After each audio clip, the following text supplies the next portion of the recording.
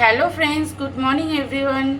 আজকে আবার চলে এসেছি তোমাদের সাথে নতুন একটা রেসিপি শেয়ার করার জন্য। তোমরা এখানে দেখতে পাচ্ছ আমি কিছু উপকরণ নিয়ে এখানে হাজির হয়েছি তোমাদের সামনে। তো বেশি কথা না বলে চলে আসি। এখানে তোমরা দেখতে পাচ্ছ একটা বাটিতে মাটন রাখা আছে। এখানে প্রায় 1.5 কিলো মাটন আছে।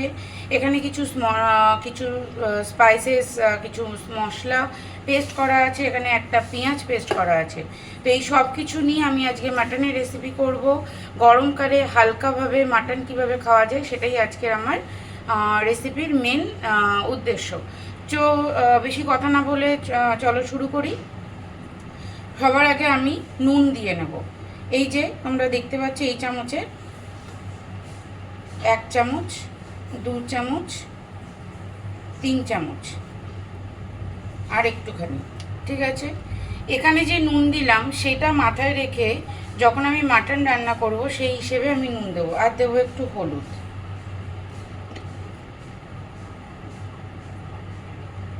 হলো। এবার দেব এখানে একটা পেঁয়াজ পেস্ট করা আছে, তো পুরোটাই আমি এখানে দিয়ে দেবো।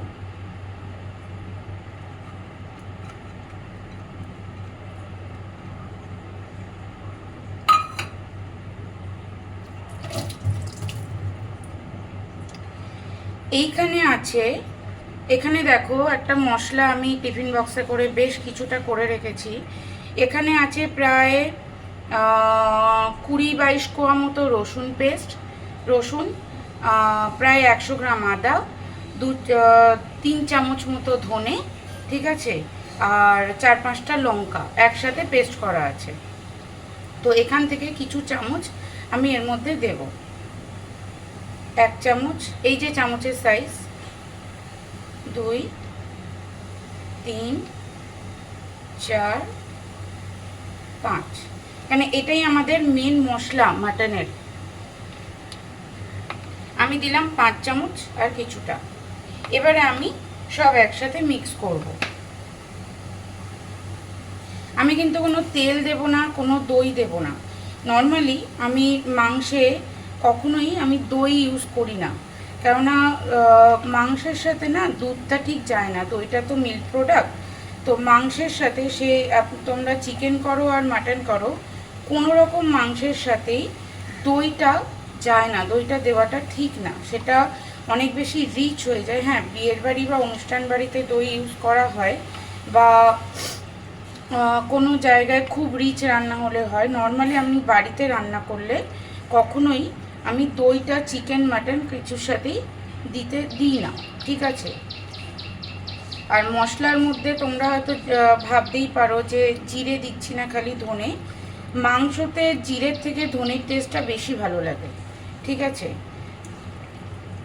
তো আর এখানে কোনো মশলা লাগবে না। দেখো আমি মোটামুটি পুরোটাকেই মাখিয়ে নিয়েছি, তোমরা দেখতে পাচ্ছ খুব ভালোভাবে। এক একটা পিস ধরে ধরে আমি প্রত্যেকটা কে মাখিয়ে নিয়েছি।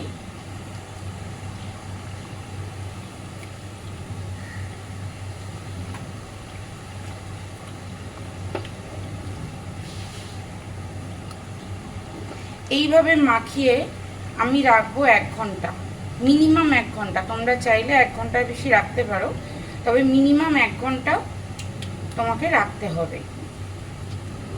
আমি এখানে কোনো টমেটো, তেল, দই কিচ্ছু দিইনি।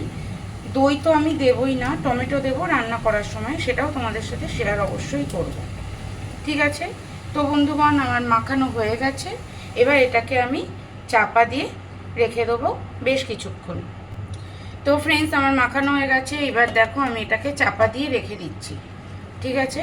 এটাকে চাপা দিয়ে আমি 1 ঘন্টা পরে রেখে দেবো। 1 ঘন্টা পর আবার তোমাদের সাথে আমি মিট করছি, ওকে। তো 1 ঘন্টা তোমরা একটু ওয়েট করো। চলো, মাটন 2 ঘন্টা, প্রায় 2 ঘন্টা ম্যারিনেট করে রাখা হয়ে গেছে, মাটন ম্যারিনেশন। তো মাটনের ম্যারিনেশন, এই যে দেখো মাটন ম্যারিনেশন 2 ঘন্টার ওপরে হয়ে গেছে। তোমাদের সাথে শেয়ার করার পরেও আমি ওতে আরও এক্সট্রা 1 চামচ শুধু রসুন বাটা দিয়েছি। 1 চামচ, মানে এই চামচের 1 চামচ খালি রসুন বাটা দিয়েছি, ঠিক আছে। তো আমি এখন মাটনটা রান্না করছি। তোমরা দেখতে পাচ্ছ এখানে 2টো তেজপাতা দিয়েছি, 4টে এলাচ একটু ভেঙে দিয়েছি, আর 4টে দারচিনি স্টিক দিয়েছি। ঠিক আছে, এটা একটু ভাজা ভাজা হয়ে গেলে আর দেবো এর মধ্যে 3টে কাঁচা লঙ্কা ফোড়ন।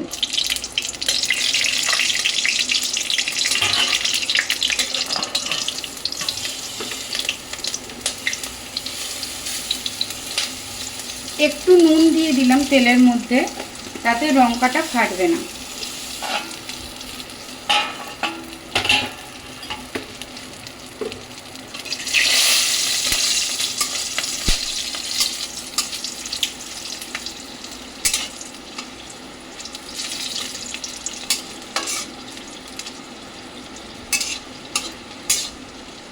মাটনটা আমি হালকা করেই করব, খুব বেশি রিচ করব না, তোমরা রান্না দেখলেই বুঝতে পারবে।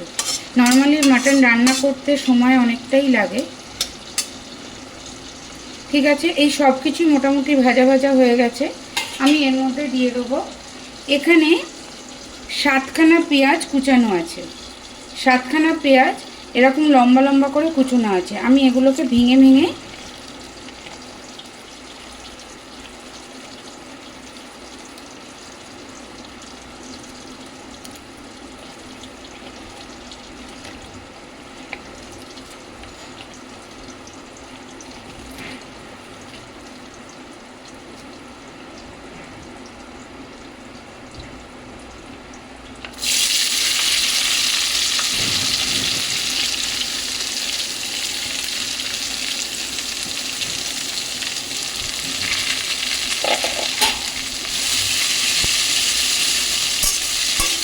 সাতটা পেঁয়াজই আমি এখানে ভেঙে ভেঙে কুচোনোটা আরও ছাড়িয়ে নিলাম, নিয়ে এখানে দিয়ে দিলাম।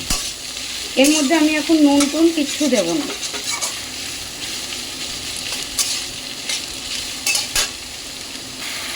আচ্ছা, তোমাদের বলতে ভুলে গেছি, আমি মাটনটা করছি পুরো সর্ষের তেলে। তেলটা একটু কম হয়েছিল তাই আর একটু তেল দিলাম।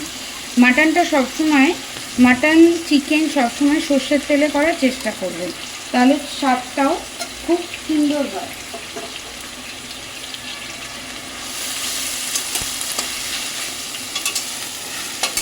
আমি পেঁয়াজটাকে ভাজছি, পেঁয়াজটা মোটামুটি হাফ ভাজা, মানে 50% ভাজা হলে আমি এর মধ্যে চিনি দেব, নুন দেব না। নুন কখনো পেঁয়াজ ভাজার সময় দেবে না, তাতে পেঁয়াজটা মজে যায় আর আমাদের রান্নার যে কালারটা, সেই কালারটা ঠিক আসে না। যদি চিনি দাও পেঁয়াজ ভাজার সময়, তাহলে চিনিটা পেঁয়াজের সাথে ক্যারামেলাইজ হয়ে গিয়ে কালারটা রেড হয়ে যায়। সেক্ষেত্রে তুমি যদি রেড মির্চি পাউডার ইউজও না করো, তাও কালারটা খুব সুন্দর আসবে। আর যদি ইউজ করো, খুব সামান্য পরিমাণ ইউজ করলেই চলবে। তো পেঁয়াজটা ভাজা হলে আমি আবার আসছি।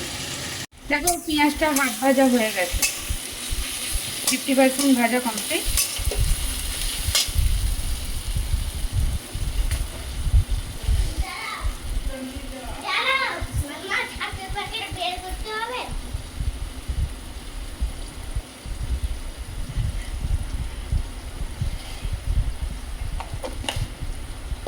আমি দিলাম 1 চামচ চিনি,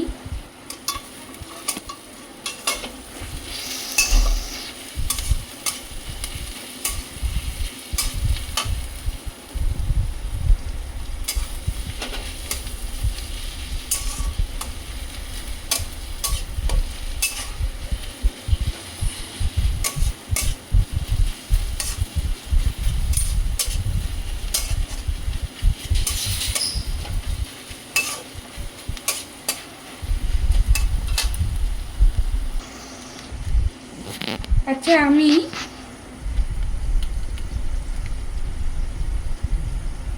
কাশ্মীরি লঙ্কার গুঁড়ো দিলাম,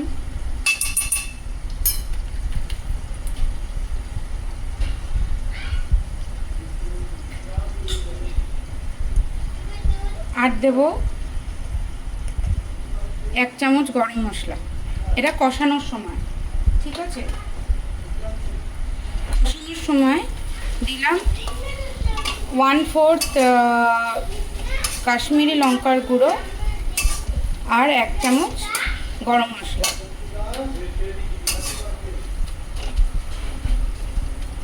আমার মোটামুটি পেঁয়াজ কষানো হয়ে গেছে, আর কোনো মশলা পড়বে না, কেননা তোমাদেরকে আমি আগেই দেখিয়েছিলাম যে মশলা সব মাখানো আছে, এবার আমি মাটনটা দিয়ে দেবো। দেখো মাটনটা মশলা সমেত আমি পুরোটা এর মধ্যে ঢেলে দিলাম। প্রায় 2 ঘন্টার ওপরে এটা ম্যারিনেট করা আছে।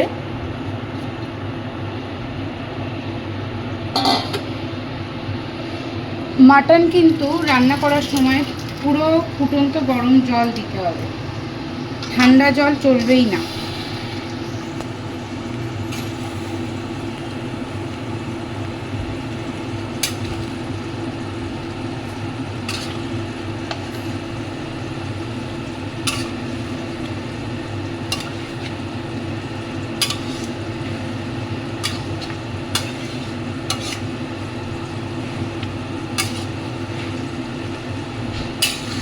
নুন মাখানো আছে মাটনের মধ্যে, মিষ্টি আমি পেঁয়াজ ভাজার সময় দিয়েই দিয়েছিলাম।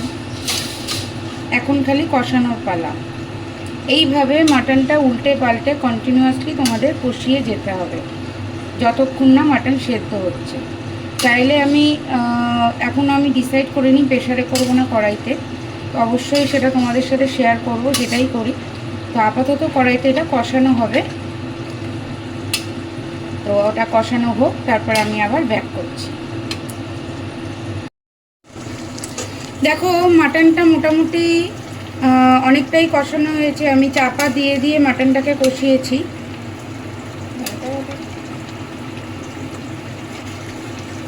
ঠিক আছে, এখনো হতে বাকি আছে কিছুটা।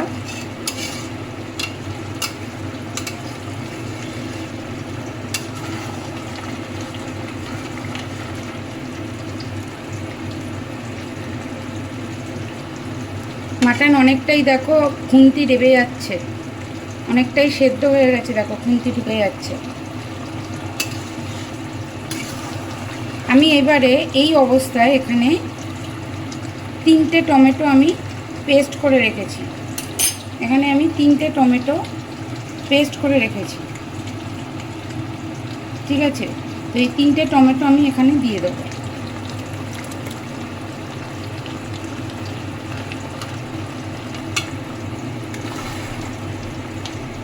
এই টমেটোটা দিয়ে আরও কিছুটা কষাবো।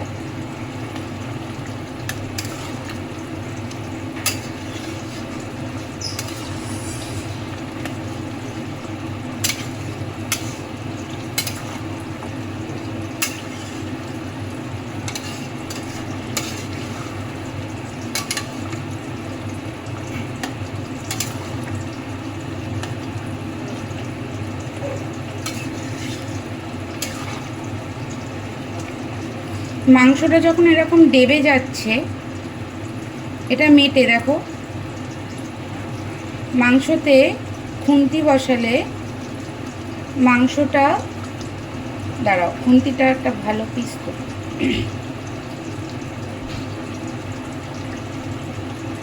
দেখো হাড় থেকে ছেড়ে যাচ্ছে। তাহলে এবারে আমি এখানে আলু দেব।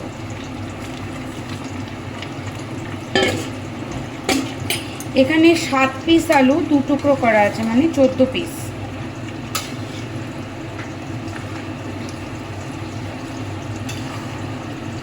ভালো করে আলুগুলোকে তলায় দিয়ে দেবো, আর এটাকে আরও কষাতে থাকবো। টমেটো দেওয়া হয়ে গেছে, নুন মিষ্টি দেওয়া হয়ে গেছে। এখন আমি কিছুই চেক করব না, পরে চেক করবো, কারণ এটা আরও কষবে, মাটন আরও সেদ্ধ হবে।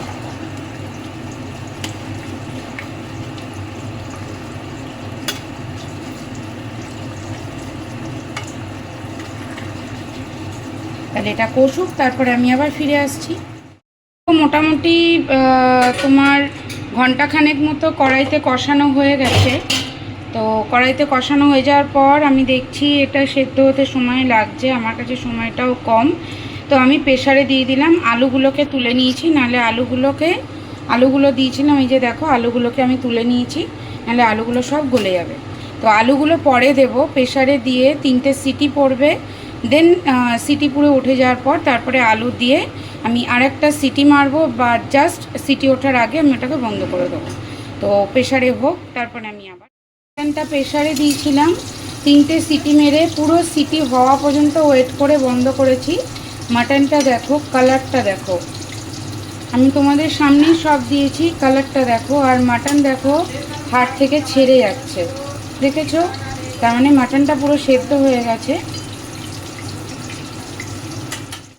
তো আমার মাটন মোটামুটি কমপ্লিট, ঠিক আছে, মোটামুটি না পুরোই কমপ্লিট। তো আমি এর মধ্যে দেব 1 চামচ গরম মশলা, আর একটু দেব,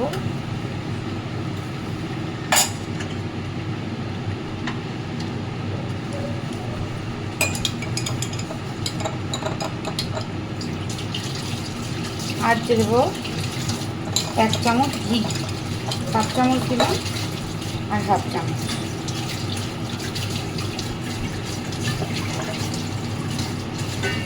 এক চামচ গরম মশলা আর 1 চামচ ঘি, ব্যাস আমার মাটন কমপ্লিট। এবার আমি